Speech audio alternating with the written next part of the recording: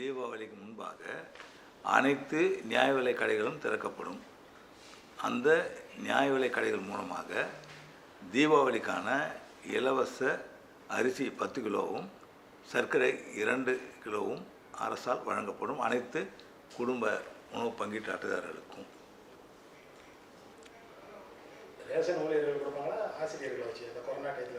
Ration கடை ஊழியர்கள் மூலமாக வழங்கப்படும்.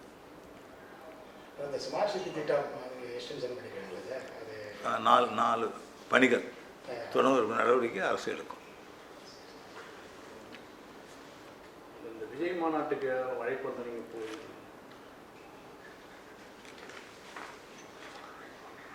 அதை பற்றி அவருக்கு எனது இனிய நல்வாழ்த்துக்கள். மேலும் மேலும் வளர்ச்சி அடைவதற்கு என்னுடைய வாழ்த்துக்கள். நடிகர் விஜய் புதிய கட்சி தொடங்கியிருக்கார். மாநாடு வெற்றி பெறவும் அவர் மேலும் மேலும் வளர்ச்சி அடைவதற்கு என்னுடைய உயர்வதற்கு என்னுடைய வாழ்த்துக்கள். அழைப்பு வரும்போது அதை பற்றி சொல்லுவோம்.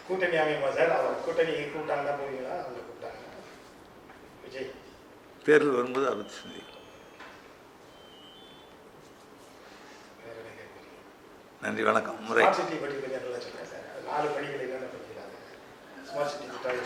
நம்ம ஈசிஆர் ரோட்டில் ஒரு புதிய பேருந்து நிலையம், குபேரம் மார்க்கெட், அந்த பஜார், அதுக்கு அந்த கடை புதிதாக கட்டுவது. இந்த நம்முடைய பழைய பிரிசன் சிறைச்சாலை அந்த இடம் காலியாக அந்த இடத்துல கட்டுறதுக்கு ஆமாம் நம்ம இன்னொரு பணி ஒரு அந்த பணிகள் எடுக்கப்படும். அந்த பணிகளை எடுப்பது நடவடிக்கை அதுவும் வருவதற்கு வாய்ப்பு இருக்கு.